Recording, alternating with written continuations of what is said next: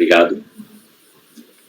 Então, retomando a pauta de julgamento, reta final da sessão das 14 horas, no dia 18 de junho de 2020.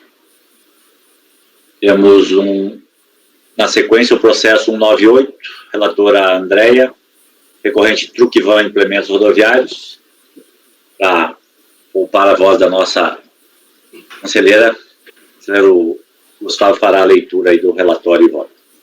Por favor, Gustavo. Vamos lá. Trata-se de recurso voluntário interposto contra acordo tal da RJ de Fortaleza, que por unanimidade não conheceu da manifestação de inconformidade. Não conheceu da manifestação. O colegiado da DRJ entendeu que não teria competência para analisar as questões apontadas pela interessada, tendo em vista que a exclusão decorreu de ato praticado pela própria contribuinte, e que o contencioso estaria limitado pelo artigo 39 da LC 123 aos casos de indeferimento da opção ou exclusão do ofício. Sério? Bom, enfim. Quando o contribuinte realizou a alteração contratual, adicionando a atividade impeditiva, tal situação equivale à comunicação obrigatória de exclusão do Simples Nacional. Logo, o caso concreto diz respeito à exclusão mediante comunicação do próprio administrado e não exclusão de ofício. O artigo 39 limita o contencioso para os casos de indeferimento da opção ou exclusão de ofício, situações essas perfeitamente conceituadas pela legislação tributária. Falece competência a DRJ para apreciar suposto erro de fato na exclusão mediante ato praticado pelo próprio contribuinte. Há a possibilidade de se reconhecer a possibilidade de recurso do administrado, todavia submetido ao processo administrativo em geral. Artigo 56, 9784 e não do PAF. Tá bom. Aí segue a emenda. Sindicato acórdão em 29 de 6 de 2016, o sujeito passivo apresentou recurso voluntário com suas razões de defesa. Preliminarmente, o contribuinte alega a nulidade do despacho decisório. No mérito, parece que teria sido cometido um equívoco quando foi feita a alteração do objeto social da empresa, incluindo a atividade vedada, e enfatiza que essa atividade jamais teria sido exercida. Presto o seguinte esclarecimento. Precisa ler, André? Não, passa para o voto. Ok. O recurso é assinado, beleza. O recurso tempestivo, preenche os requisitos, foi admitido. Preliminar, nulidade do acordo da DRJ. Antes de iniciar a apreciação do recurso voluntário, apresentado pelo sujeito passivo, cabe acatar a preliminar de nulidade do acordo recorrido. Como relatado, na decisão recorrida não foi conhecida a manifestação de inconformidade, de modo que não foram analisadas as razões do contribuinte contestando a sua exclusão do Simples Nacional. O colegiado entendeu que não teria competência para analisar as questões apontadas pela interessada, tendo em vista que a exclusão teria decorrido de ato praticado pela própria contribuinte e que o contencioso estaria limitado pelo artigo 39 da Lei Complementar 123 aos casos de indeferimento da opção e exclusão do ofício. Não procede tal entendimento. De fato, a empresa foi excluída automaticamente do Simples Nacional em decorrência do evento praticado por ela, no caso, inclusão da atividade de contabilidade em seu contrato social. Consta nos autos que, em 3 de 7 de 2012, o sujeito passivo apresentou contestação da exclusão, solicitando a anulação da exclusão e a sua reinclusão na condição de optante pelo Simples Nacional, conforme o documento de folhas 2. As razões apresentadas foram analisadas pela DRF Guarulhos, tendo sido proferido despacho decisório de folhas tais, que negou o pedido de reinclusão formulado pela interessada. Precisa ler o despacho? Não precisa não. Ok. Contra esta decisão, a empresa apresentou a manifestação de conformidade tempestiva com suas razões de fato e de direito que instaurou a fase do processo, nos termos do artigo 56 do decreto 7574, de 29 de setembro de 2011. A omissão do julgador em apreciar a manifestação de conformidade do sujeito passivo caracteriza a hipótese de nulidade prevista no 59.2 do decreto 7235, preterição, direito de defesa, mas ao mesmo tempo em que não analisa as razões recursais trazidas pela empresa, impede a sua apreciação em segunda instância, já que isso constituiria supressão de instância. Dessa forma, deve ser acolhida a alegação de nulidade do acordo em tal, devendo ser proferida outra decisão pela mesma instância. Nesse sentido, voto por de ofício declarar a nulidade de decisão recorrida para que a autoridade julgadora de primeira instância proceda ao julgamento da manifestação de conformidade apresentada pelo sujeito passivo. Obrigado, Flávio. Algum complemento, André? Só um questionamento aqui. Mas você fala em acatar a preliminar, e no final você fala em suscitar de ofício, a declarar de ofício. Sim, não, obrigada, Matosinho. Eu não sou muito detalhista, eu vou corrigir. Acatar. Eu não sei, mas eles suscitaram ou não? Suscitou. Vai reconhecer a nulidade, no caso. Acatar a preliminar de nulidade. Sim. Onde que está de ofício? Eu não estou localizando. Na última... No dispositivo do seu voto. Dispositivo, você vai declarar de ofício, declarar. Só declarar, né? Tirar o de ofício. Uhum. Alguma discussão, algum questionamento sobre a proposição da relatora? Eu queria entender direito, porque assim, não houve um ato excluindo ele do Simples. Na verdade, ele alterou o KNAI dele e por isso automaticamente ele já saiu do Simples por comunicação de atividade vedada. Foi excluído. Aí, o que aconteceu? Aí, como eu relato aqui no voto, ele apresentou uma contestação da exclusão na folha 2. Solicitando, é previsto, né? Ele foi excluído de ofício, aí ele contestou... Ele não foi excluído de ofício, é isso que eu estou dizendo. Não, ele foi excluído assim que ele alterou, assim que foi alterado no CNPJ o KNAI, ele foi excluído automaticamente. Então, ato contínuo, a contribuinte, aí tem na folha 2, apresentou uma contestação dessa exclusão e solicitou a sua reinclusão. Aí, em resposta, assim, como ela apresentou essa contestação, foi emitido esse despacho decisório da delegacia de origem que manteve a exclusão. Então, na verdade, o ato de ofício que declarou, apesar dela ter sido excluída, em princípio, por um ato dela, tem esse despacho de ofício que confirmou a exclusão e a manifestação de inconformidade ela é apresentada contra o despacho decisório. Então, tem um ato formal da Receita Federal que declara a exclusão, no caso do despacho decisório, e a manifestação é contra o despacho decisório. Presidente? Só para entender, a DRJ, então, entendeu, pelo que você está falando aqui, que a exclusão decorreu de ato praticado pela própria empresa, e aí, por ter sido uma exclusão automática, não se incluiria, então, no âmbito do artigo 39, né? 39.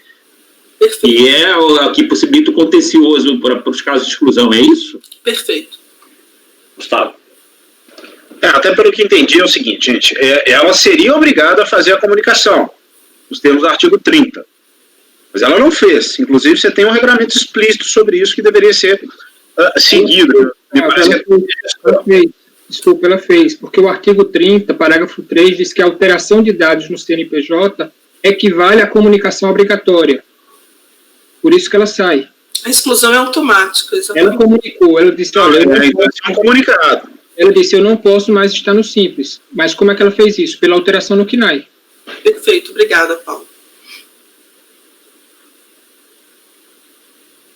Então, a questão é essa mesmo. Ela promoveu a exclusão de ofício, ela declarou que queria sair do Simples quando alterou, declarou entre aspas, quando alterou o KNAI dela no cadastro CNPJ. Aí os sistemas da Receita verificaram essa alteração, processaram, identificaram que se tratava de uma atividade vedada e automaticamente excluiu a empresa do Simples Nacional. E foi emitido um comunicado para ela. Aí a contribuinte tem a possibilidade de contestar. Ela contestou, como se fosse um recurso lá na DRF, né? Ela apresentou uma contestação solicitando a sua reinclusão no Simples Nacional. E, em função dessa contestação, foi emitida uma decisão formal, o despacho decisório, que confirmou, que analisou as razões da contribuinte e confirmou a exclusão por conta da atividade vedada.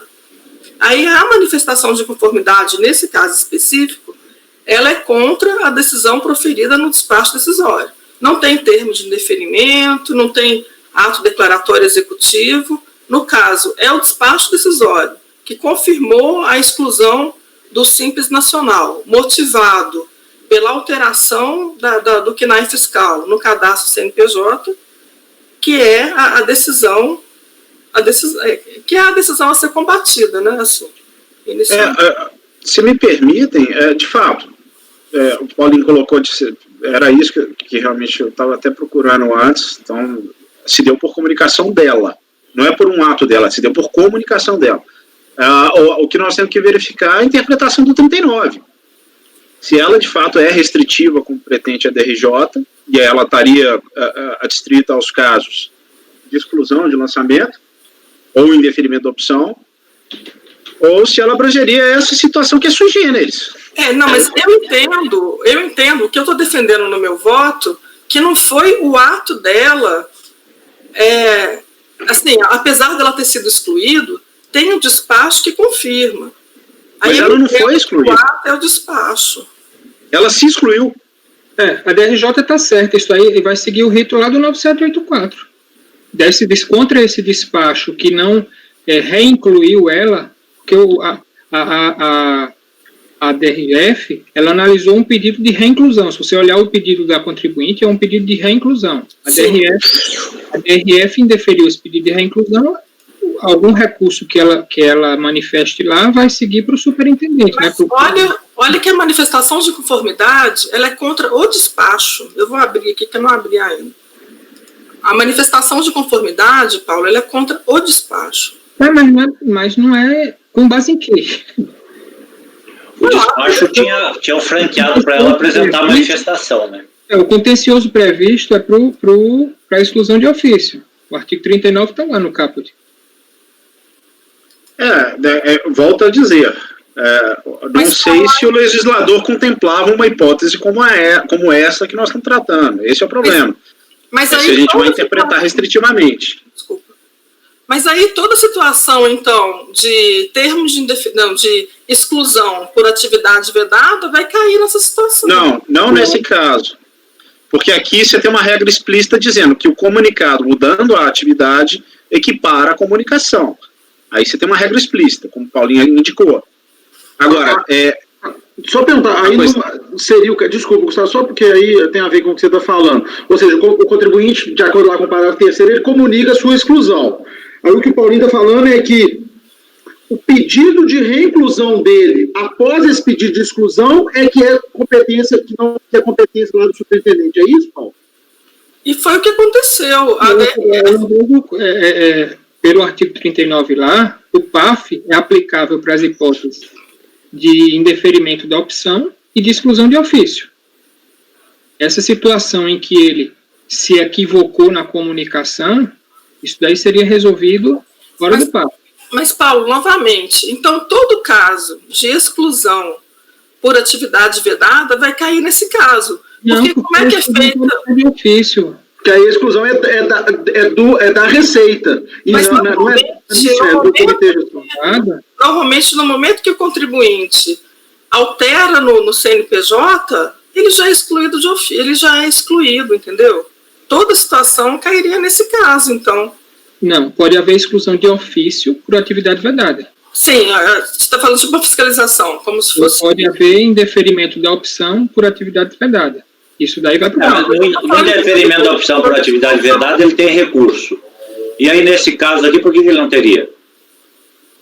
Aqui é exclusão, não é termos de indeferimento. Não, tudo bem, mas vamos equiparar as situações.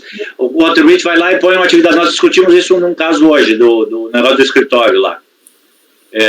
Da atividade. Ele vai e indica. Para ele é aberto um prazo para ele...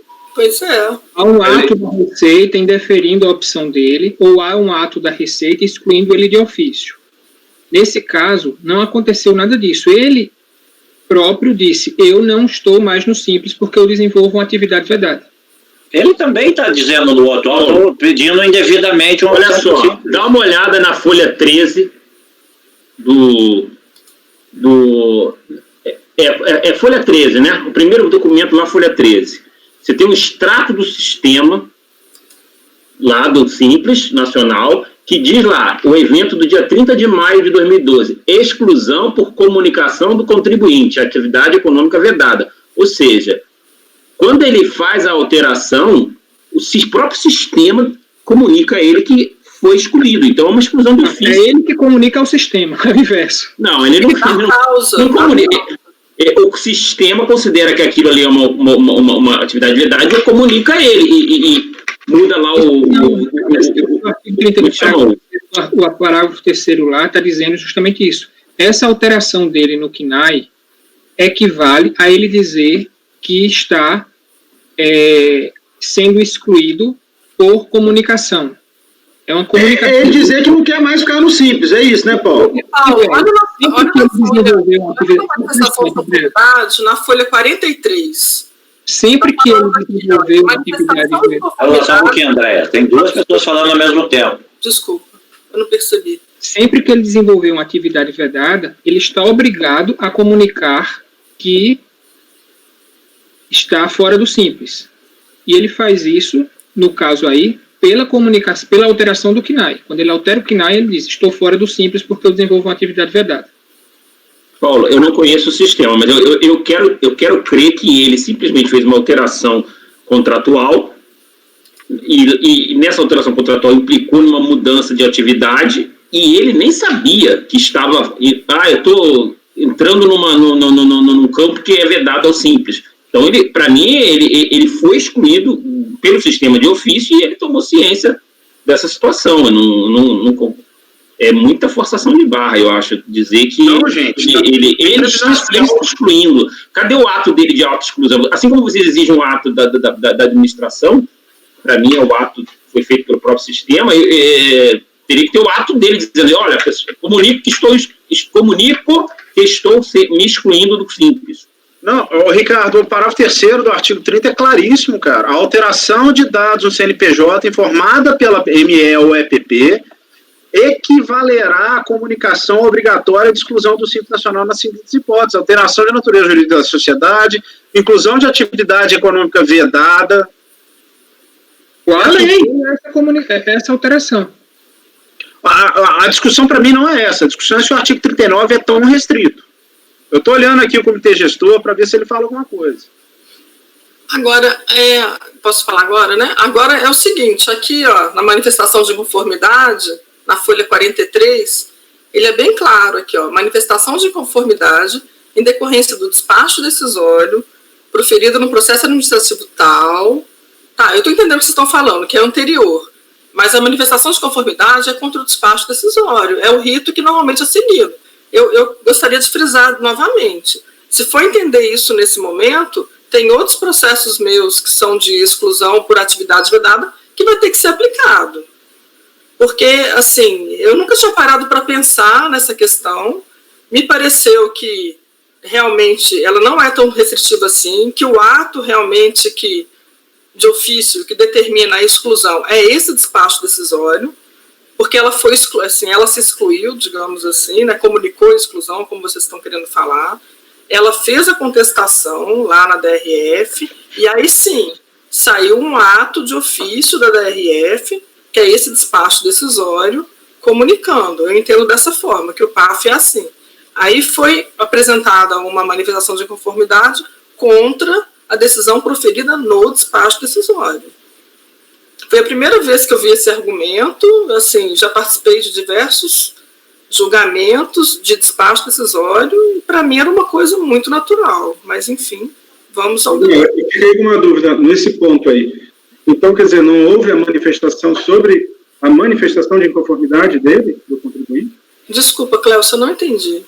Não houve manifestação por parte da Teve acordo, sobre a manifestação de inconformidade do contribuinte?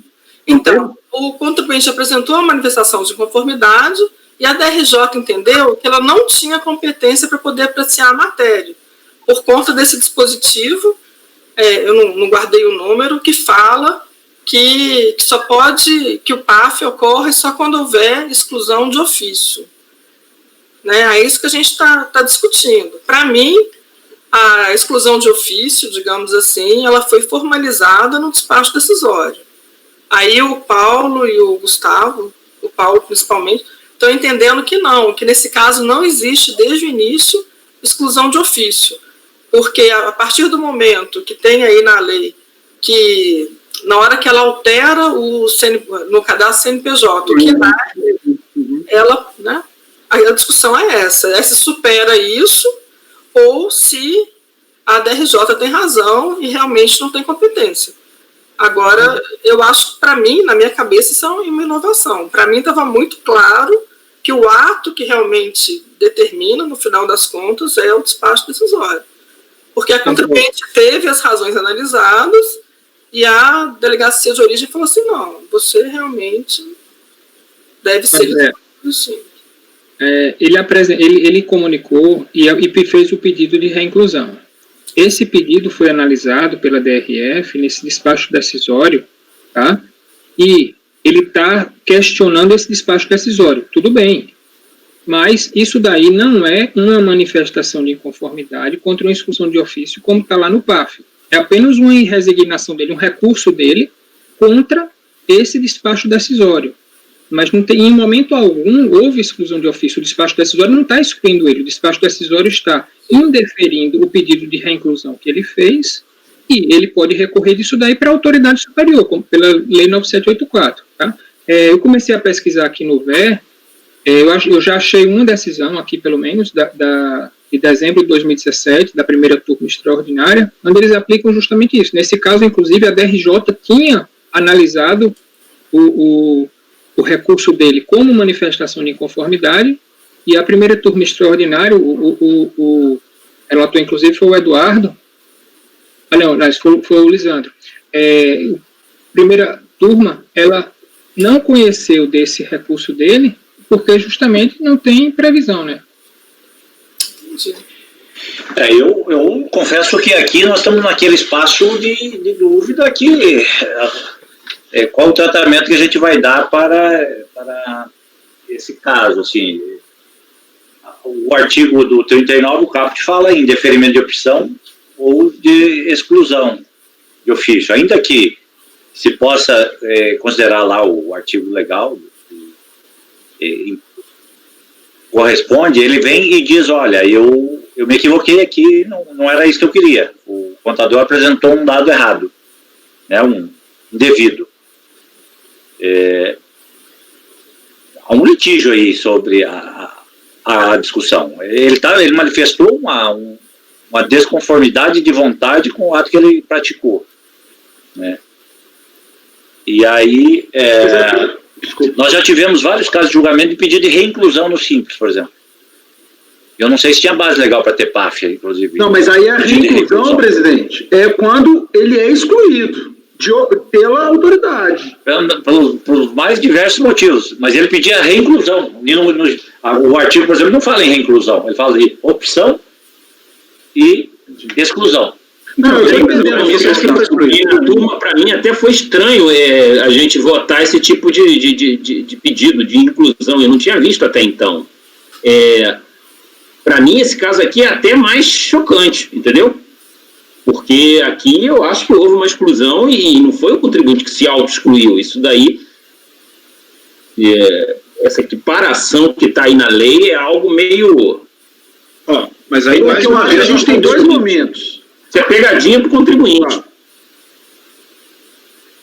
Fala, Gustavo. Fala, Gustavo. Mais uma vez, nós estamos discutindo aqui se a lei é boa ou ruim, gente. A lei é ruim. Ela é ruim de todos os jeitos. Eu já falei em várias defesas de contribuintes clientes meus que a lei é ruim. A comunicação por meio eletrônico é um absurdo. Essas previsões malucas de que eu tenho que me auto-excluir obrigatoriamente, poxa, isso é uma loucura. Né? O comitê gestor, quando ele vai regulamentar, eu estou lendo a norma regulamentadora, ele recorta e copia a lei complementar 123. Ele não se dá o trabalho de efetivamente a regulamentar. O problema é que nós temos uma lei que fala, olha, exclusão de ofício é quando eu te excluo. Exclusão por comunicação é quando você faz a opção de ser excluído ou, na hipótese explícita do parágrafo 3º, quando você faz uma alteração e modifica o seu cadastro. Erro que ocasiona lançamento, a gente se depara o tempo todo. Se não fosse, se fosse doloso todo e qualquer erro, nós sempre teríamos multa qualificada. O erro acontece. Isso ocasiona um problema do ponto de vista tributário. O artigo 39, ele fala de exclusão de ofício. O que a gente poderia tentar aqui é reinterpretar o artigo 39 e não ficar discutindo se a exclusão foi de ofício ou por comunicação, porque ela foi por comunicação. Sim. Gustavo, complementando o que você está falando, interpretar o artigo 39, não tem dúvida que ele foi por comunicação, foi o contribuinte que instou essa exclusão, só que aí entra num segundo ponto, que eu acho que aí tem um pouco de razão, Matuzinho, é o seguinte, mas aí ele pede a reinclusão, eu errei na hora de pedir essa inclusão, e vem um ato e não aceita essa reinclusão, entendeu? O segundo passo. Será que não é contra essa decisão que não aceita a reinclusão dele que a gente teria que analisar? Sim, mas é uma interpretação. Oi, Paulo, desculpa. Não é nossa competência. O superintendente vai decidir. Não, tudo bem, a gente vai entender. Eu acho que a primeira coisa que a gente tem que colocar aqui, o que nós estamos analisando. E aí, uma vez fixado isso, quem tem competência para analisar? É isso, Paulo, para mim. Mas a reinclusão não foi indeferida? Indeferida. Sim, o 39 não trata da reinclusão, o problema é esse. Mas vocês lembram que eu tive um pacote de processo que era só de reinclusão. Sim, mas tem parte de inclusão, de exclusão de ofício. Ele foi excluído de ofício, ele pede a reinclusão. Aí a gente analisa. Sim. Mas ele não tem previsão legal para discutir reinclusão? Não, exclusão de ofício. Se ele está pedindo a reinclusão em relação a uma exclusão de ofício, isso está dentro do PAF. Isso é uma consequência. Eu lembro de perguntar na época sobre isso e me foi respondido por algum de vocês que não tinha exclusão naquele caso. Agora eu não vou conseguir lembrar. Mas me foi dito isso, porque para mim eu me lembro claramente de ter sido a primeira vez que eu peguei um caso de exclusão, de inclusão, pedido de inclusão para ser analisado no CARF. Porque indeferimento de solicitação de opção. O artigo 30 fala das duas coisas, ou indeferimento da opção, ou exclusão de ofício. Eu até confesso que no primeiro momento que eu analisei esses autos, eu pensei como vocês. Aí eu fui analisando melhor, falei assim, não, mas aqui seria contra o despacho decisório. Entendeu? Mas eu não sei. Bem, tem uma questão interpretativa aí no 39, eu acho. Até que ponto... porque se for ler os parágrafos, ele vai, depois fala, inclusive, sobre mais situações. Repugnação relativa ao deferimento da opção ou a exclusão poderá ser decidida em algo diverso do previsto no CAPT, na forma estabelecida pela respectiva administração.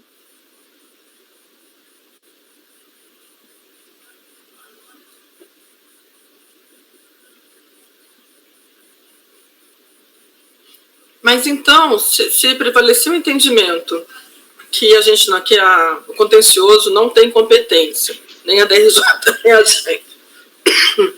Então, o despacho decisório é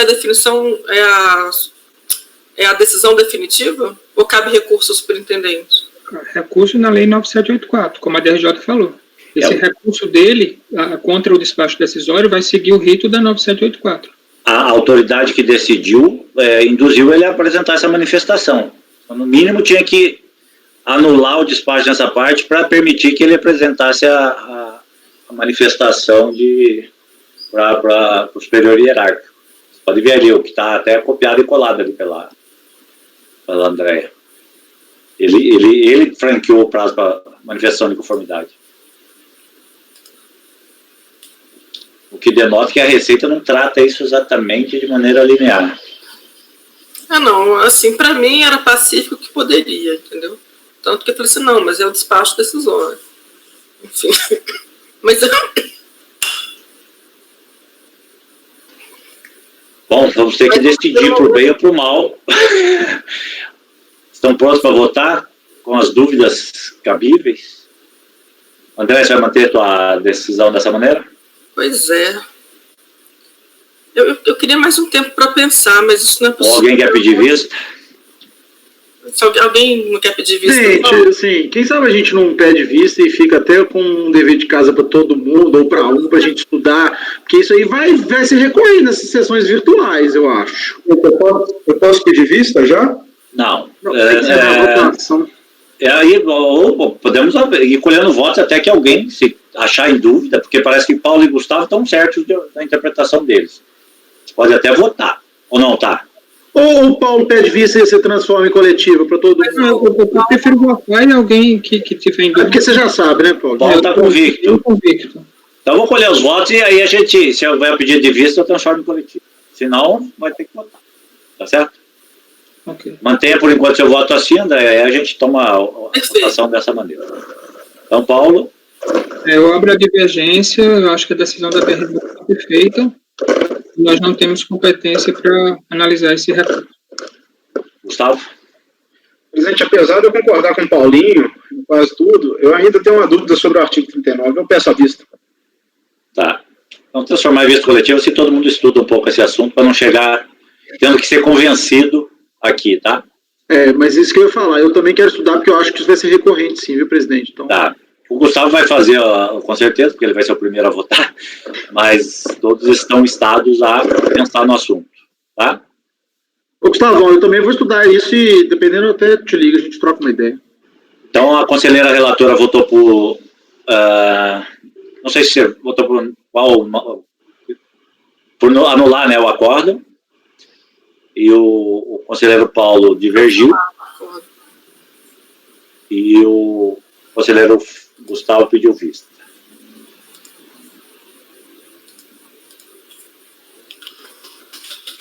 Você tem mais processos hoje nessa mesma situação, André? Eu não sei, viu? Mas sim, que tivesse essa contestação direta, não. Tem de atividade vedada, mas eu não sei te dizer se é exclusão, mas pode ser que tenha um.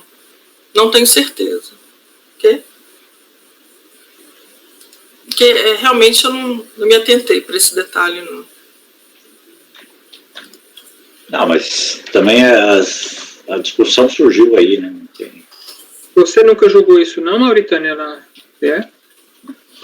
Não, eu sou novata no Simples. Comecei a pegar agora. Quem sabe tudo de Simples é a Carmen. Pergunta para ela depois, Mauritânia. Vou perguntar.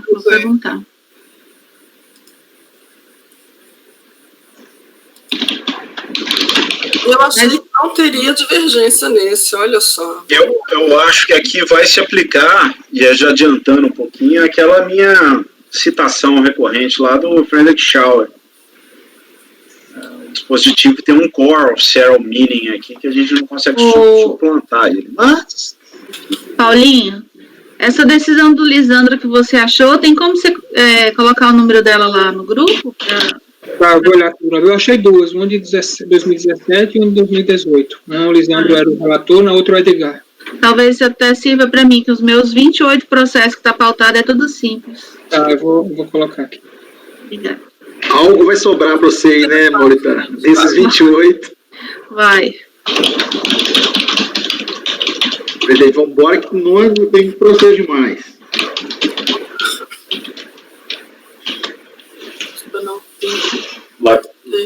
O próximo item é o ALPI, item 199. Esse vai ter uma sustentação oral. Quem é que vai fazer a leitura aí para a conselheira Andréia? Eu posso ler. Eu posso continuar também. Eu leio aqui, deixa eu ler. Aí, Flavinho, vai lá. Então vai preparando aí, eu ainda estou fazendo a anotação aqui do... Vamos lá, para deixar registrado, estou fazendo a leitura do acórdão da pauta de número 199, recorrente na OPIM, empreendimentos e participações. Relatora conselheira Andréia. Trata dos autos de declaração de compensação transmitidas eletronicamente com base em crédito decorrente de saldo negativo de RPJ. Teria sido apurado no exercício de 99. Em 26 de 8 de 2008, foi emitido despacho decisório, cuja decisão não homologou a compensação dos débitos declarados, considerar que na data de transmissão do PRDCOMP, com demonstrativo de crédito, já se encontrava extinto o direito de utilização do saldo negativo em decorrência do decurso do prazo de 5 anos entre a data de transmissão do PRDCOMP e a data de apuração do saldo negativo. Só o entre aí está com um erro de digitação. Ok, obrigado. Em 26 de 9 de 2008, o sujeito passivo apresentou manifestação de conformidade com suas razões de discordância.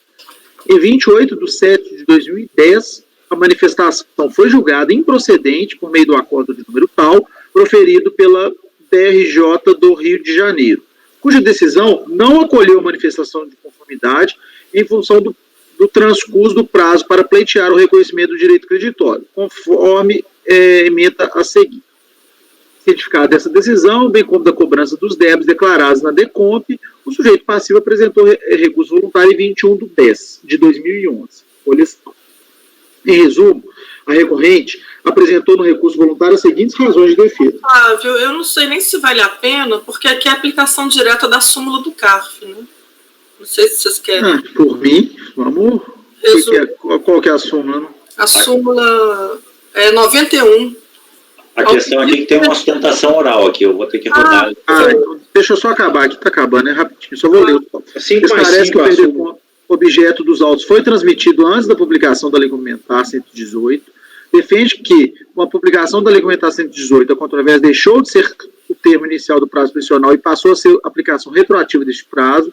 Aponta que, recentemente, o STF decidiu, vou ler isso tudo, adicionalmente alega a impossibilidade de parte dos débitos informados de como virem a ser exigidos da recorrente com base no argumento de que os débitos referentes ao tributo compensado em janeiro de 99 estariam prescritos, conforme transcrito a seguir.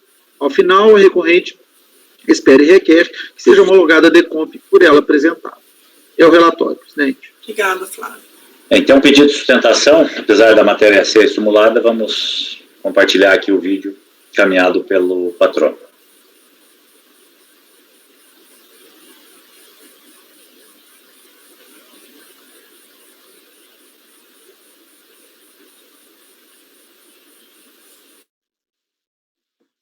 Muito boa tarde, senhor presidente, senhora relatora conselheira Andréa Mourão, demais conselheiros. Trata-se aqui de sustentação oral do item 199 da pauta. Já adianto que serei breve em minhas considerações, por ser matéria aqui envolvida objeto de decisão plenária do STF na sistemática de repercussão geral, bem como aplicação de súmula vinculante do CARF. Bom, a contribuinte na UPI Empreendimentos e Participações transmitiu em 28 de dezembro de 2004 DECOMP para compensar saldo negativo de IRPJ do ano calendário de 1998 com débitos de CSLL, PIS e COFINS. A compensação foi indeferida pela DERAT e pela decisão recorrida, sob o argumento de que a contagem do prazo prescricional de 5 anos começaria na data do pagamento do tributo e não na data da homologação do crédito. Pois bem, ocorre que em 2011 o STF pacificou a questão por meio do RS 566621, o qual estabeleceu que o termo inicial do prazo prescricional para o pedido de compensação é a data da homologação tácita do crédito tributário, nos casos pleiteados antes de 9 de junho de 2005, como se observa no presente processo. Além disso, em 2015, o próprio CARF resolveu sumular a questão com efeito vinculante, editando, como é do conhecimento das senhoras e dos senhores, a súmula número 91, com a seguinte redação: ao pedido de restituição pleiteado administrativamente antes de 9 de junho de 2005, no caso de tributo sujeito a lançamento por homologação, aplica-se o prazo prescricional de 10 anos, contado do fato gerador. Portanto, como no presente caso o fato gerador ocorreu em 31 de dezembro de 1998, a recorrente teria até o dia 31 de dezembro de 2008 para protocolar a referida DECOMP. Como esse protocolo ocorreu em 28 de dezembro de 2004, portanto, dentro do prazo legal, deve ser homologada a referida compensação. Pelo exposto, pede espera a recorrente seja dado provimento ao seu recurso voluntário. Muito obrigado.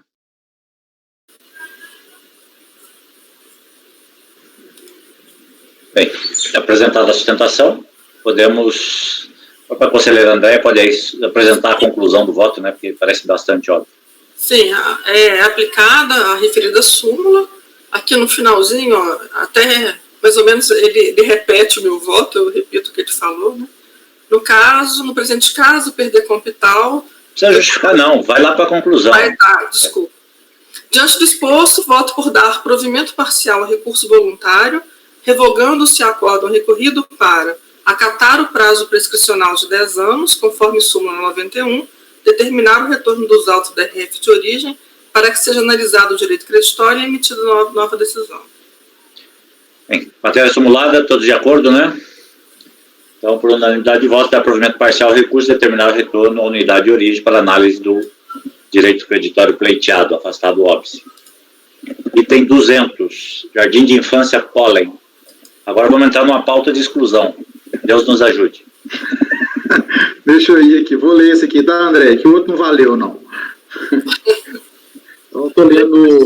Deixa só eu abrir aqui que eu tô meio atrasado, peraí. Pronto.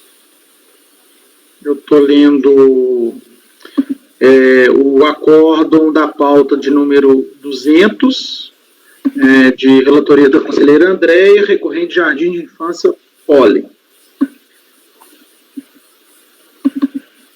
Trata-se de recurso voluntário interposto contra o acórdão número tal da DRJ do Rio, que manteve a exclusão do Simples Nacional efetivada pelo ato declaratório executivo DRF número tal, de 9/9/2016, com efeitos a partir de 1/1/2017, em virtude de a contribuinte possuir débitos com a Fazenda Pública Federal com exigibilidade não suspensa. Deixa eu só explicar isso aqui, Flávio. Aqui é interessante, são 3 débitos. Nessa primeira linha é um débito, e na de baixo são 2, um da esquerda e um da direita. Okay. O que está em discussão mesmo é só esse último aqui da direita. De 14 mil, né? 14 e uns quebrados, é isso? Tá. Consta do acordo da DRJ que o débito relativo à multa por atraso de entrega da GFIP foi regularizado dentro do prazo legal. Que é o primeiro. Oi? Que é o primeiro voto. Tá. Em relação aos débitos inscritos em dívida ativa da União, a informação prestada pela PGFN, na segunda região, esclarece que o débito número tal encontrava-se com exigibilidade suspensa no prazo legal. Entretanto, o débito tal não estava regularizado no prazo estipulado pelo Comitê Gestor do Simples Nacional. Na ausência de comprovação de regularização de todos os débitos em tempo hábil, foi mantida a exclusão da empresa do Simples Nacional. E segue transcrição da emenda deste acordo. Certificada dessa decisão, em 3/3/2017, o sujeito passivo apresentou recurso voluntário com suas razões de defesa. Eu acho que pode passar para o voto, que está bem explicado, se todos concordarem. Ok, por mim, vamos lá. Conhecimento, conheço da manifestação do recurso, por ser tempestivo, por preencher os requisitos de admissibilidade. Do mérito, o litígio é decorrente de ato de exclusão do Simples Nacional, com efeito a partir de 1/1/2017. Em virtude da existência de débitos com a Fazenda Pública Nacional, com agilidade não suspensa. A matéria em discussão é tratada no inciso 5, artigo 17 da Lei Complementar 123, e na resolução CGSN 94 de 2011, transcrita a seguir. No acordo da DRJ, consta que dos débitos apontados no AD como motivadores de exclusão do Simples, apenas o débito de inscrição número tal não havia sido regularizado no prazo previsto pelo Comitê Gestor. Para melhor compreensão da situação deste débito, faz necessário delinear a ordem cronológica dos fatos, representada no quadro a seguir. E ela faz... Isso aqui eu acho que é importante. Aqui, ó, eu vou falar aqui resumidamente, depois você continua, por favor. Aqui, ó, em 9 de setembro, foi emitido o ADE que excluiu a contribuinte do Simples. A ciência foi em 30 de setembro. Teve uma contestação à exclusão do Simples Nacional, de folha 2, em 27 de outubro. Em 30/10, era o prazo legal para a regularização dos débitos. Aí foi a própria contribuinte que solicitou que a Procuradoria Regional da Fazenda Nacional se manifestasse sobre esse débito. E a manifestação da PGFN ocorreu em 9 de novembro, após o prazo legal para a regularização dos débitos. E nessa manifestação, isso aqui é um pouco parecido com aquele caso que eu relatei de manhã, aquele caso que ela pede para poder o parcelamento, só que ela pede no artigo 1º. Só que, como ela tinha um parcelamento anterior, ela deveria ter pedido no artigo 3º. Aí, nessa manifestação da PGFN, vou ler esses aqui em amarelo, aqui ela fala bem claro: a marcação de suspensão de exigibilidade do crédito está incorreta no sistema da dívida ativa. Ou seja, estava marcado no sistema da PGFN que o crédito, que o débito estava com a exigibilidade suspensa. Ela pede ainda, continuando aqui no amarelinho, uma abertura de processo administrativo específico para revisão. Ela determina também o cancelamento, nesse momento, ela determina o cancelamento da modalidade PGFN e demais. E determina ainda que seja dada ciência ao interessado acerca do cancelamento da modalidade. Eu vou continuar aqui, Flávio, depois é o acórdão, né? Então, aqui. Pela análise da ordem cronológica, identifica-se que o prazo para a regularização dos débitos era 30 de outubro de 2016 e que a informação da PRFN ocorreu em 9 de 11 de 2016. Na informação da PRFN, segunda região, consta expressamente que a contribuinte não poderia ter aderido ao parcelamento especial regulado pela Lei 12.865, face ao disposto no artigo 1º da Lei 11.941, que eu trago aqui. Aqui, lê, por favor, Flávio. Deixa eu ler para você, André. Você está... com o objetivo de contextualizar, deve ser destacado que o parcelamento da Lei 11.941 previa modalidades distintas de acordo com o histórico dos débitos, se foi ou não anteriormente parcelado, com percentuais diferenciados de dedução à natureza dos débitos previdenciários ou não previdenciários e o órgão responsável, Receita ou PGFN. Como o débito de inscrição número tal já havia sido objeto de parcelamento anterior, deveria ter sido enquadrada a modalidade de parcelamento do artigo 3º da 11.941, cujos percentuais de redução eram menores do que os previstos no artigo 1º da mesma lei. No entanto, a modalidade requerida pela interessada foi do artigo 1º.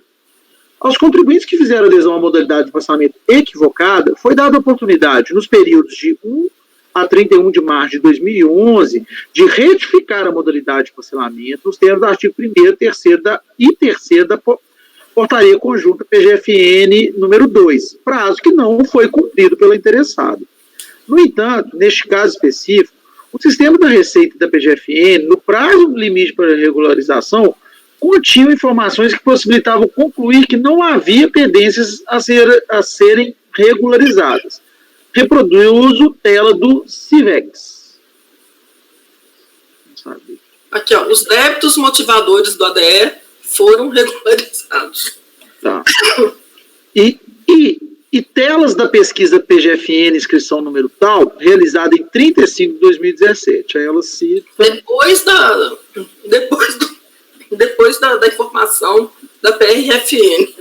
Aqui fala, olha, quer ver? Aqui, logo abaixo, está assim, ativa não ajuizada, aguardando, todos os débitos atendem. Tá. E tem embaixo ainda... Optante da Lei 11.941 com pedido de parcelamento válido, né? Tá aqui. Isso, exatamente. Tá. Corroborando o entendimento de que as informações constantes dos sistemas possibilitavam concluir que todos os débitos estavam regularizados no prazo legal, no já citado despacho emitido pela PRFN segunda região, consta que o débito de inscrição número tal encontrava-se com a marcação de suspensão da exigibilidade do crédito nos sistemas PGFN. É tratada também da operacionalização do cancelamento da modalidade de parcelamento e da ciência ao interessado referido cancelamento. Diante disso, percebe-se que o interessado tomou as providências suscetíveis de regularizar o débito na inscrição número tal, que motivou a decisão de manter a exclusão da empresa no Simples Nacional, incluindo requerimento junto à PGFN, protocolo número tal, para prestar informações sobre o referido débito, atendido por meio de despacho de folhas tal. Portanto, é razoável concluir que, em 30 de 10 de 2016, o débito de inscrição número tal encontrava com exigibilidade suspensa no sistema da Receita Federal, da Fazenda Nacional, perdão, de modo que a pendência relativa a este débito estaria regularizada neste momento. Os demais débitos que motivaram a exclusão da empresa do Simples Nacional já haviam sido considerados regularizados no acordo da DRJ. Dessa forma, uma vez regularizados os débitos que acarretaram a emissão do ato de exclusão do Simples Nacional, no prazo de 30 dias, contado da sua ciência, deve ser cancelada a exclusão da empresa do sistema de apuração do Simples Nacional. diante do exposto, voto por dar provimento ao recurso voluntário, retificando o acordo da DRJ de origem para cancelar a exclusão da empresa do Simples, efetivada pelo ato declaratório número tal de 99 de 2020. Então, eu só queria concluir, eu vejo isso como um retrato, entendeu? Naquela data limite, a situação do débito tem que estar, o débito tem que estar ou com a exigibilidade suspensa ou regularizado, pago, parcelado. No caso, assim, as informações contidas nos sistemas da Receita levaram a acreditar que sim, que estavam regularizados nesse momento. Então, por isso que o meu voto é nesse sentido, em dar provimento. Então, a relatora está entendendo que o contribuinte logrou aí comprovar a regularidade. Algum ponto de dúvida ainda? Podemos escolher os votos. Paulo? Eu acompanho a relatora. Gustavo? Só deixando claro, então, que o entendimento é que aquele despacho foi proferido depois do prazo. Então, no prazo, ele estava ok. Beleza, com a relatora. Ricardo? Com a relatora. Cláudio? Não, Flávio? Com a relatora, presidente. Cléucio? Acompanha a relatora. Mauritânia? Com a relatora. Me acompanha, então, aqui, por unanimidade de votos, dá provimento ao recurso para restabelecer aí, para cancelar a exclusão. Esse é que eu achei que fosse da discussão, que interessante. É sempre assim, André. Próximo item, João Donato. André, acho que só para, assim, acho que você está forçando demais a sua voz. Deixa para você fazer as considerações depois que o relator ad hoc fizer a leitura, senão você só vai cansar a voz e às vezes acaba não ajudando.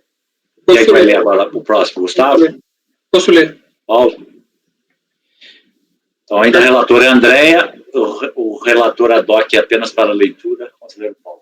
Trata-se de recurso voluntário interposto contra o acórdão da DRJ Fortaleza, que por unanimidade manteve a exclusão do Simples Nacional, efetivada pelo ADE de 2016, com efeito a partir de janeiro de 2017, em virtude de a contribuinte possuir débitos com a Fazenda Pública Federal, relacionados a seguir, com a exigibilidade não suspensa. Então, haveria débitos do próprio Simples Nacional e débito de multa por atraso na entrega da GFIP. Na ausência da comprovação de regularização dos débitos em tempo hábil, foi mantida a exclusão da empresa do Simples Nacional. Cientificado dessa decisão, em julho de 2017, o sujeito passivo apresentou recurso voluntário em agosto de 2017 com as suas razões de defesa. Em suma, o contribuinte questiona o lançamento da multa por atraso da entrega da GFIP, mas não trata diretamente da exigibilidade dos débitos que teriam levado à exclusão do Simples Nacional. Observe que no recurso a contribuinte repetidamente menciona auto de infração e lançamento da multa, mas de fato faz referência ao PAF número final 49, esse processo, que tem por objeto o ADE, que exclui a empresa do Simples Nacional. Ok, vamos ao voto. Precisa ler esse trecho aí ou não? Oi? Precisa ler esse trecho aí que ele está fazendo? Acho que não, né? Pode ir ao voto. Tá, ok. Então, conhecimento. O recurso é tempestivo e preenche os demais requisitos de admissibilidade. Mérito. O litígio é decorrente do ato de indeferimento da opção pelo Simples Nacional para o ano 2017, em virtude da existência de débitos com exigibilidade não suspensa, situação contestada pela pessoa jurídica interessada. Gente, só aqui está errado, tá? É ato de exclusão, tá? Mas okay. Pode continuar, eu vou corrigir. E no final também você está contestada e contesta aí. Isso. Tá, obrigado. O contribuinte não apresenta argumentos distintos dos já tratados pela DRJ Fortaleza, nem apresenta novas provas de regularização dos débitos que ensejaram a exclusão do Simples Nacional. Além disso, conforme relatado, menciona repetidamente no recurso auto de infração e lançamento da multa, mas de fato faz referência aos presentes autos, que tem por objeto o ato declaratório executivo que exclui a empresa do Simples Nacional. Atenção ao disposto no artigo, parágrafo 3º do artigo 57 do RICAF, por concordar com seu teor, adota as razões exaradas pelo acordo não combatido, complementando-as ao final. Não precisa ler, né? Por mim, não. Tá, dessa forma, uma vez que não foram regularizados os débitos que acarretaram a emissão do ADE, do ato de exclusão simples nacional, no prazo de 30 dias, contado de sua ciência, deve ser mantida a exclusão da empresa da sistemática de apuração pelo Simples Nacional. Diante do exposto, voto por negar provimento ao recurso voluntário. Isso. Todos compreenderam a matéria, ela não logrou comprovar na DRJ e nem trouxe nada novo no recurso voluntário. E a relatora está negando provimento. Paulo? Acompanho a relatora. Gustavo? Acompanho, presidente. Ricardo? Acompanhe. Flávio? Acompanhe, presidente. Cláudio? Com a relatora. Mauritânia? Acompanhe, presidente. Também acompanho, então, por unanimidade de votos, negado provimento ao recurso do item 201 da pauta. Vamos ao 202, Rocha e Rocha. Segue aí, Paulinho. Posso ler, presidente? Paulo, ler? Ok, pode ler, então. Não, pode ler, pode ler. Eu leio o próximo. Só um minuto. André, qual que você falou que tinha alterado? Desculpa, nós já passamos por ele, né? 203 é o próximo. Não, ainda não. Ele é o penúltimo. Tá. É o próximo, 203. Próximo, né? Trata-se de recurso voluntário interposto contra o acórdão do DRJ Juiz de Fora, que manteve a exclusão do Simples Nacional efetivada pelo ADE, com efeitos a partir de 1º de janeiro de 2016, em virtude de a contribuinte proferir débitos com a Fazenda Pública Federal, com exigibilidade não suspensa. Consta no acórdão da DRJ Juiz de Fora que, apesar de ter aderido ao PAEX, os pagamentos ocorreram normalmente até janeiro de 2014, depois apenas das parcelas relativas a setembro e outubro de 2016. Tem um errinho aí. Os valores devidos no período de janeiro de 2014 a agosto de 2016 constam como devedores. A ausência da comprovação da regularização dos débitos em tempo hábil foi mantida a exclusão da empresa do Simples Nacional. Segue a transcrição da ementa deste acordo. Notificada essa decisão em 10 de maio de 2017, o sujeito passivo apresentou recurso voluntário. Em suma, o contribuinte apresenta os seguintes esclarecimentos: que teria sido notificada para a exclusão do Simples Nacional em 2014, ocasião em que apresentou impugnação com a comprovação de que teria parcelado os débitos ora discutidos, que teriam causado sua exclusão acatada pela Receita Federal. Foi notificada novamente em setembro de 2015, pelo mesmo motivo do ano anterior, quando apresentou nova impugnação, que não foi acatada pela DRJ, de modo que foi excluído do Simples Nacional com efeitos a partir de janeiro de 2016. Que os débitos motivadores da exclusão do Simples Nacional teriam sido objetos de pedido de parcelamento, e que, na ocasião, teria sido feito requerimento para que esses débitos tivessem sua exigibilidade suspensa até que fosse feita a consolidação dos valores. Ao final, pede-se assim que seja acatado o referido recurso para que sejam sanadas as irregularidades causadas a sua exclusão, tornando-se em efeito a referida exclusão, para que a empresa seja reincorporada ao regime e possa gozar dos benefícios da Lei 123. Hoje eu voto. O recurso também é tempestivo, preenche requisitos. No mérito, o litígio decorrente do ato de exclusão do Simples Nacional com efeitos a partir de 1º de janeiro de 2016, em virtude da existência de débitos com a Fazenda Pública Nacional, com exigibilidade não suspensa. A matéria em discussão é tratada no inciso 5 do artigo 17 da Lei Complementar 123, na resolução Conselho Gestor do Simples Nacional número 94 de 2011, transcritas a seguir.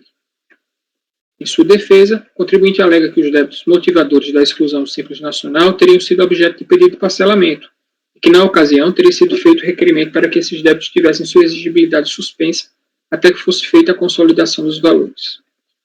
No acordo da DRJ Juiz de Fora, consta pesquisa efetuada no sistema CIVEX, Sistema de Vedações e Exclusões do Simples, consulta débitos após prazo para regularização, que mostra que as parcelas relativas a fevereiro de 2014 e agosto de 2014 possuíam saldo devedor na data em que a decisão foi proferida, que foi 23 de janeiro de 2017. De fato, o contribuinte aderiu ao PAEX para parcelamento dos referidos débitos, dentre outros. Entretanto, a pesquisa ao extrato parcelamento simples nacional no site oficial da RFB na internet mostra que restou um saldo de dívida no valor de 3.180, tendo havido pagamento das parcelas até janeiro de 2014 e depois apenas das parcelas relativas a setembro e outubro de 2016. As parcelas relativas a fevereiro de 2014 e agosto de 2016 constam como devedores. Considerando que em 23 de janeiro de 2017 os débitos motivadores da exclusão do Simples Nacional não estavam regularizados, pode-se afirmar que na data limite permitida para a legislação para a regularização dos débitos, essa situação não havia sido regularizada e a exigibilidade desses débitos não estava suspensa.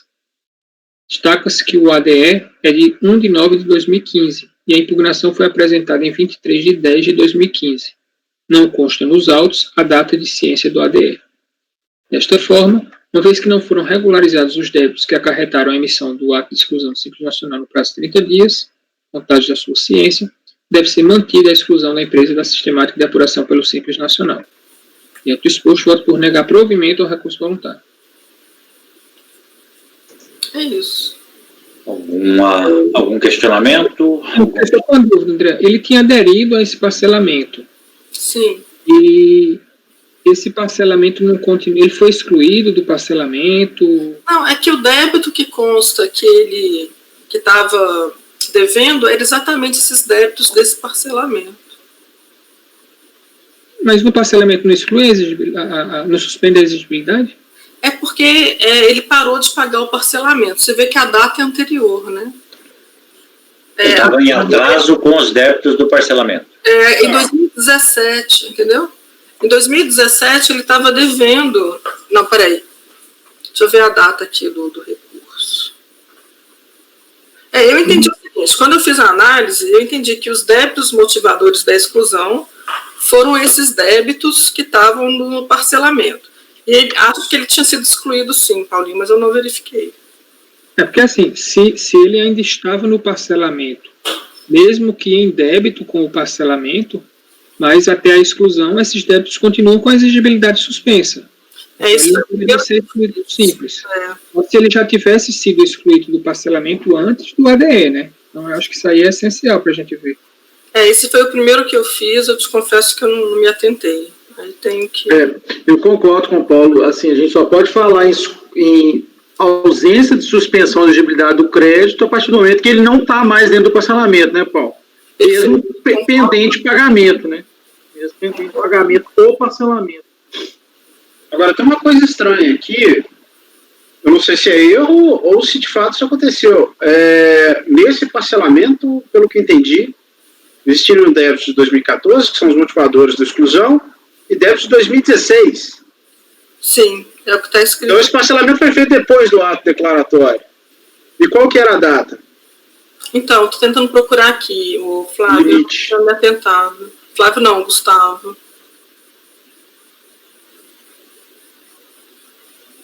Não tem nos autos essa informação, não.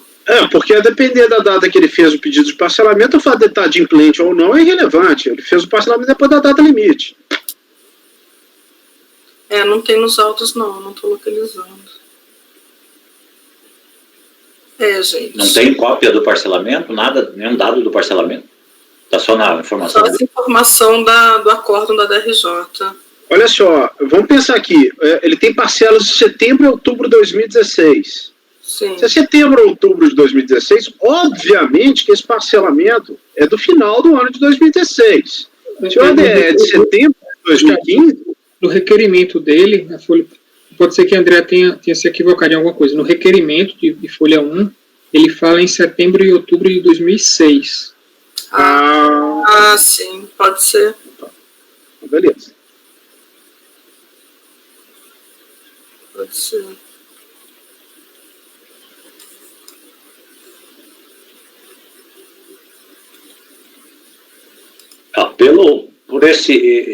No relatório, eu não abri nenhum arquivo aqui, mas a André diz assim, consta do acordo da RJ do Juiz de Fora que apesar de ter aderido ao PAEX, os pagamentos ocorreram normalmente até janeiro de 2014, depois apenas das parcelas relativas a setembro e outubro de 2016. Se ele está se referindo ao parcelamento. Valores devidos no período de fevereiro a agosto constam como devedores. Então, a referência da DRJ para negar é o indébito do parcelamento. Exatamente. Né? Então não tem, assim, adotando essa linha de entendimento dos senhores de que o fato de estar inadimplente no parcelamento não retira a suspensão da exigibilidade do débito e não existir no outro débito, aí a questão é ver se não existe elemento que ele estava excluído do parcelamento na data né, que foi excluído do PAEX, ele teria direito a permanecer. Agora, é interessante que a exclusão normalmente é por sistema, né? E aí é irregularidade constante do sistema. Aí o sistema, então, está em desacordo com a norma? Paulo? O ADE é de setembro de 2015, tá? E aí, pouco antes, na folha... E ele diz qual que é o débito? Na folha 5, há uma consulta à situação fiscal do contribuinte, no ECAC, e diz que esses débitos, de julho e agosto de 2005, e setembro e outubro de 2006, estavam na situação devedor. Tá? Estou começando a olhar o processo aí, mas assim... Obrigado, Paulo. É do Simples Federal, né? 6106. Acho que a questão é essa. É Simples Federal. Que ele estava na situação devedor. Mas situação devedora de qual débito? Essa que é a questão. Se é do Simples Nacional. É federal, 6106. É, federal. Sim, mas os exercícios são diferentes dos que estão sendo tratados pela DRJ. Dá uma olhada lá. 5 e 6. Nós estamos falando de débitos de 2014. Não, é porque é parcelamento. Está falando que o parcelamento desses débitos está inadimplente, entendeu? Pois mas parece que a DRJ está inovando aí, né? Está aparecendo. Ela está falando das parcelas até janeiro. Está falando de parcelamento. Ela não está tratando dos débitos que teriam dado causa, aparentemente. Exato. Pois é. Eu acho que esse voto não está muito bacana, não. Se alguém quiser pedir vistas também, não sei.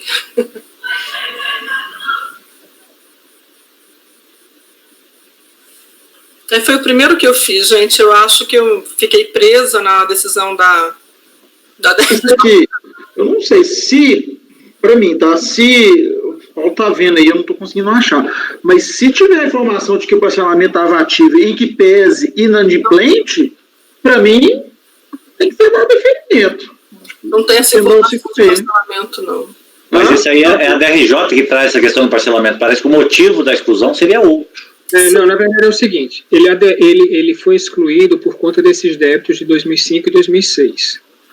Em 2015 ele foi excluído, tá? Aí ele falou, esses débitos daí eu incluí no parcelamento. Aí a DRJ fala, de fato esses débitos estão no parcelamento, mas existe ainda um saldo desses débitos, que é justamente esse extrato que ela traz aí aliás, esse último parágrafo que ela diz. Existe ainda um saldo de dívida de 3.181, já que ele só tinha pago as parcelas de fevereiro até agosto de 2016. Mas ela não fala nada se ele foi excluído desse parcelamento, né, em 2015. O que aparentemente ele não foi. Se ela está fazendo referência a parcelas que eram devidas até 2016, então em 2015 ele estaria no parcelamento ainda, apesar de inadimplente no parcelamento, mas a exigibilidade dos débitos estaria suspensa. É razoável, sim, Paulinho. Paulo, uma coisa, esses 3.000 que a DRJ invoca, ela invoca, é como se fosse um débito do parcelamento ou que ela deixou de incluir esses valores no parcelamento? Esses 3.000 é a parcela desses débitos que motivaram a exclusão, tá, que estão incluídos no parcelamento, mas que ainda não foram integralmente quitadas. Mas foram parcelados. Foram parcelados, né? E esse... Eu não tenho elementos para dizer aqui, mas assim, se ela fala em parcelas ainda não adimplentes, 2016, então quando houve a exclusão em 2015, ele continuava no parcelamento. Só um minuto, Gustavo, só terminar. Mas assim, dentro do prazo houve a suspensão da exigibilidade. A gente não tem informação. O que parece, antes do ADE, ele já tinha aderido ao parcelamento. já estava com débitos até antes do ADR. Estava com débitos parcelados, ou seja, suspensos. Ele já estava com débitos vencidos. Não, parcelados, Ricardo. Mas estavam vencidos os débitos no parcelamento? Sim. Se estavam vencidos, vocês estão exigindo que haja um ato de exclusão do parcelamento para quê? Para mim, débito vencido é débito exigível. Não. Você está entendendo que o débito do parcelamento já é débito exigível, né? Tem que aplicar o CTN, gente. CTN regulamenta isso. Não, mas eu entendi a colocação do Ricardo. Ó, eu parcelei de 10 vezes, 10 de 100. Eu estou devendo 2 de 100, eu estou com débito exigível. Não. Tem que aplicar o CTN, gente. O CTN, ele fala explicitamente que o parcelamento ele suspende a atividade do crédito. Você só vai perder essa condição se ele for excluído. Mas o que o Ricardo está levantando... Se venceu qualquer débito, a parcela, é um débito todo parcelamento que está em débito... Débito com agilidade suspensa, gente. O débito de parcelamento você não considera um crédito tributário, como qualquer outro? Não. Na verdade, assim, a instrução do processo está ruim, porque a gente tem o ADE, mas não tem quais os débitos que motivaram a exclusão. Porque pode ser que tenha acontecido isso que o Ricardo e o Gustavo falaram, entendeu? Que, na verdade, a exclusão não seja por aqueles débitos que foram incluídos no parcelamento, ou esses débitos a que ele se refere de 2005 e 2006, mas sim pelos débitos do próprio parcelamento. Eu acho que a gente vai precisar baixar em diligência isso daí para entender quais foram os débitos que motivaram essa exclusão, porque aí a DRJ está correta. Né? Pode ser que a gente esteja tratando desses débitos que foram incluídos no parcelamento, mas a exclusão foi pelos outros, pelos do próprio parcelamento. Essa ia ser a minha sugestão, de converter em diligência para saber a situação desses débitos aí. Presidente, eu acato essa sugestão dos colegas em converter em diligência, para poder instruir melhor. E aí é para solicitar o esclarecimento da unidade, quais eram os débitos pendentes de regularização que motivaram a sua situação no momento da exclusão. Perfeito, isso. Todos de acordo aqui da gente fazer uma diligência nesse caso? Sim. Porque pelo jeito está um tiroteio aqui, né? A DRJ fala uma coisa, o contribuinte traz uma parte. Então vamos lá. Por unanimidade de votos, converter o julgamento de diligência. A relatora vai adequar o voto para orientar no sentido de que a unidade de origem traga esta informação. Penúltimo. Vamos para o próximo, vai ser o Cláudio que vai ler, 203. Pessoal, esse aqui eu alterei, tá?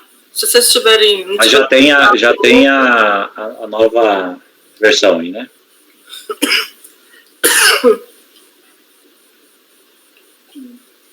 Posso iniciar a leitura?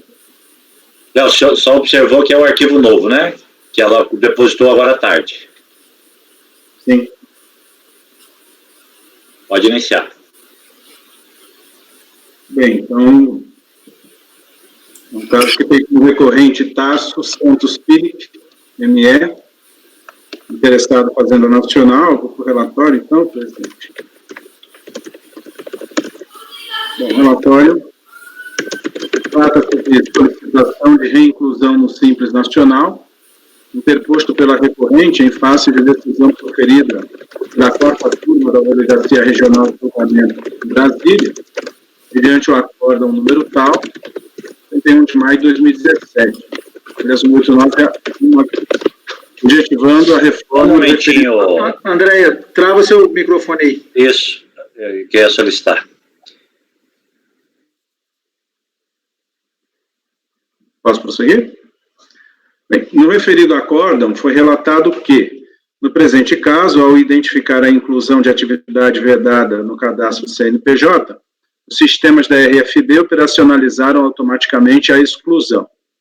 É de relevo apontar que a própria contribuinte reconhece que a atualização, que atualizou o seu cadastro do CNPJ com a inclusão da atividade vedada que motivou sua exclusão.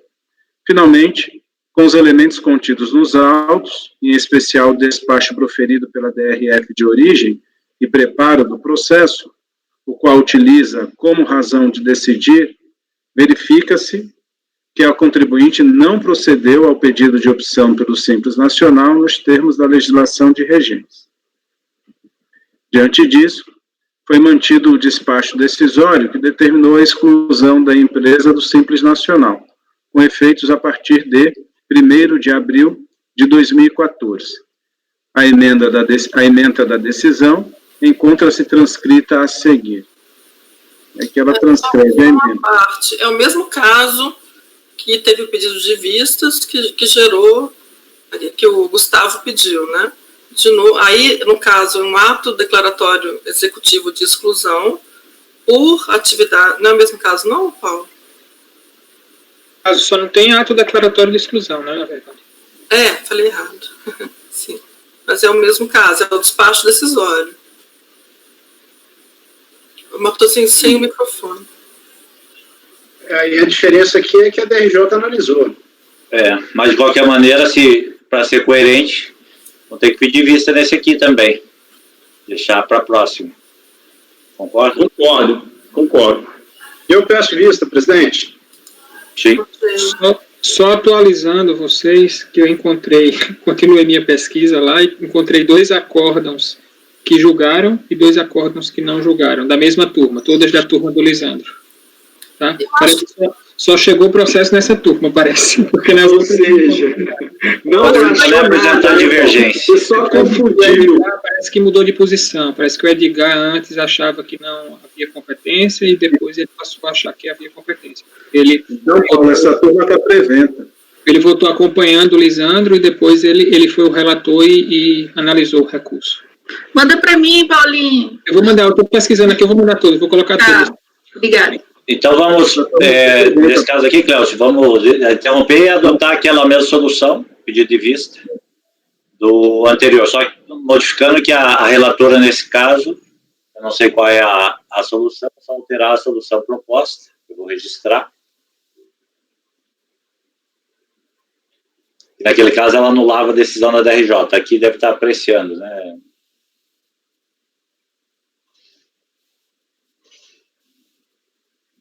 Você negou provimento?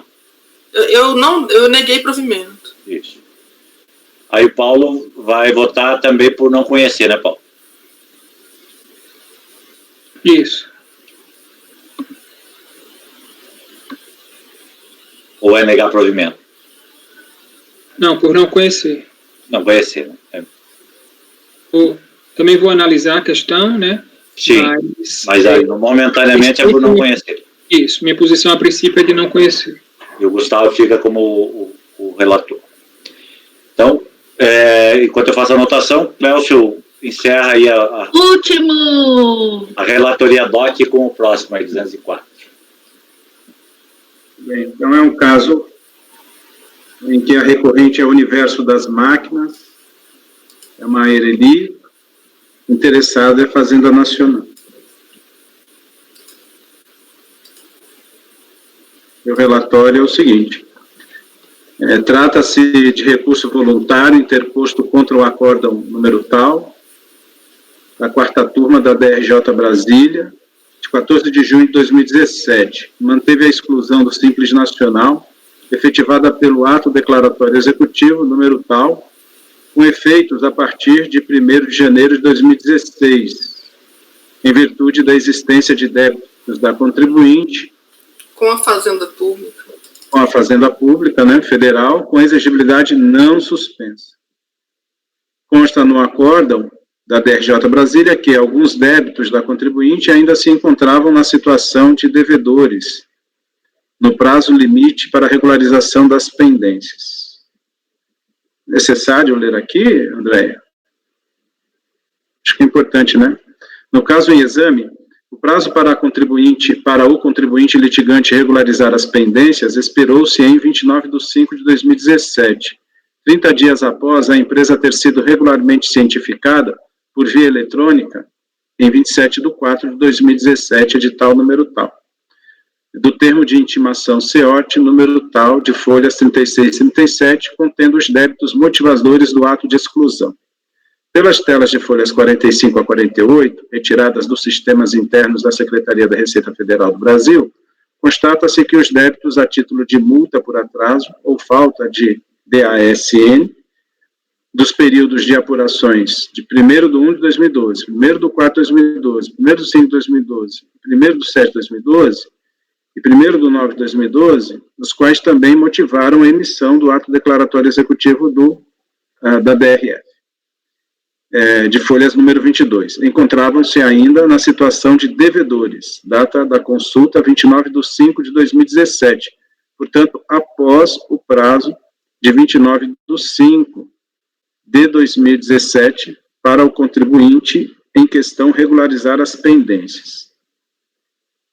Na ausência da comprovação de regularização dos débitos em tempo hábil, foi mantida mantendo a exclusão da empresa do Simples Nacional. Segue transcrição da ementa deste acórdão, aí transcreve a ementa, cientificado dessa decisão em 27/6/2017, o sujeito passivo apresentou recurso voluntário em 10/7/2017, com as suas razões de defesa. A contribuinte defende que tanto o ato declaratório executivo como o acórdão violaria o direito e garantias constitucionais. Uma vez que os débitos não estariam relacionados no ADE, defende que este guardaria vício na sua origem, devendo ser reconhecido nulo de pleno direito, por ter cerceado seu direito de defesa. Acrescenta que não deve prevalecer a decisão da DRJ, já que a disponibilização das informações omitidas em momento posterior não sanaria o vício original contido no ADE. Cita a súmula CARF número 22, ao final requer o seguinte: ante o exposto, serve o presente para requerer que deste digne-se em conhecer e assentados nos princípios da segurança jurídica, estrita legalidade, ampla defesa e contraditório, lhe dar integral acolhimento para reformar o entendimento expressado no venerando acórdão número tal, prolatado pela 4ª turma da RJ Brasília, declarar por conseguinte a nulidade do ato declaratório executivo, conquanto que a disponibilização das pendências diante da Fazenda Pública Federal, omitidas em momento posterior à lavratura do referido ato administrativo, não tem o condão de suprir a nulidade apontada, configurando cerceamento de defesa caracterizado da parte ao tempo do recebimento da intimação. É o relatório, presidente. Pode ler o voto. Bem, aqui o conhecimento do recurso, do recurso voluntário, nulidade do ato, súmula CARF 22, analogia. O litígio é decorrente de ato de exclusão do Simples Nacional, com efeitos a partir de 1º de janeiro de 2016, em virtude da existência de débitos com a Fazenda Pública Nacional, com a exigibilidade não suspensa. Preliminarmente, discute-se a nulidade do ADE, em razão de não terem sido indicados os débitos gerados neste ato. A 4ª turma da RJ Brasília, da qual fazia parte do colegiado, diz a relatora, vinculada ao entendimento da RFB, expresso pela norma de execução COSIT número 1 de 2010, solicitou por despacho de diligência que fosse dada ciência ao contribuinte dos débitos que ensejaram a emissão do ADE e concedido novo prazo para a regularização destes débitos. O CARF já pacificou o entendimento de que o ato declaratório de exclusão do Simples Nacional, que simplesmente consigna existência de débitos sem os indicar com precisão, é nulo, nos termos da súmula CARF 22, vinculante a partir da portaria ME 129/2019.